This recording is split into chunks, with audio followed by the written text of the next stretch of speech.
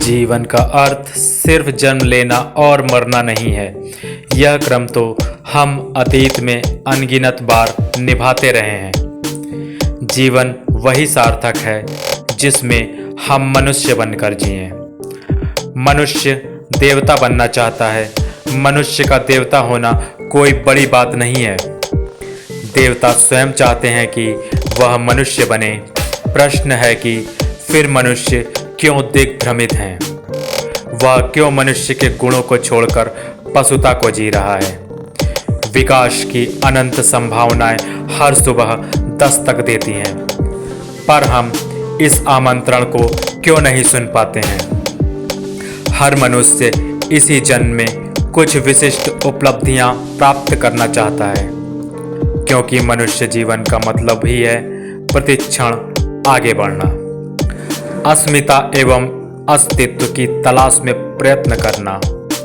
आध्यात्मिकता का विकास केवल मनुष्य जीवन में ही संभव है। समृद्धि आ सकती है, वैभव भोग विलास अधिक हो सकते हैं, कुछ चमत्कारिक शक्तियां अधिक हो सकती हैं।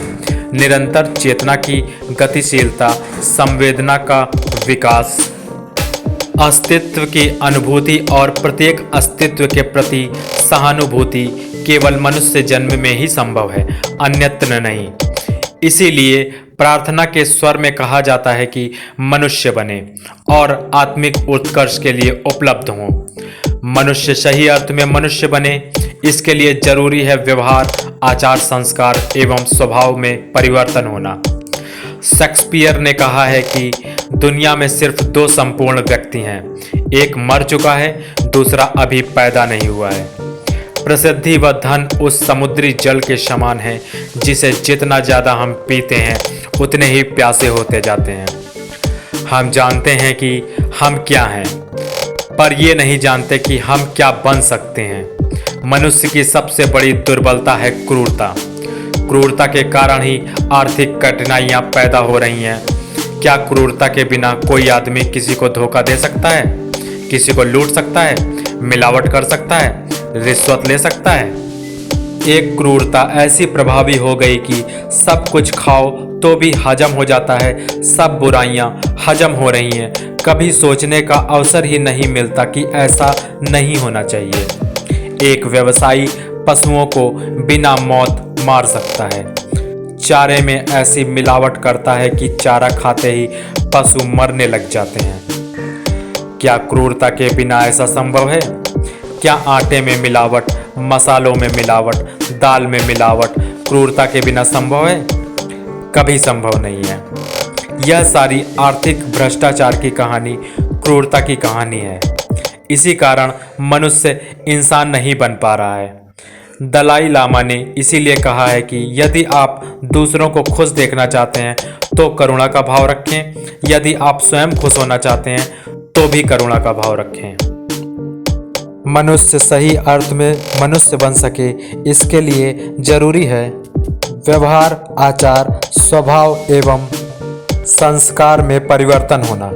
व्यक्ति का काल जीवन का अंतिम सत्य है। जो उत्पन्न हुआ है वह निश्चित ही काल का शिकार होगा। कितना भी बड़ा धर्मात्मा पुण्यात्मा क्यों ना हो, जो आया है उसे जाना ही होगा।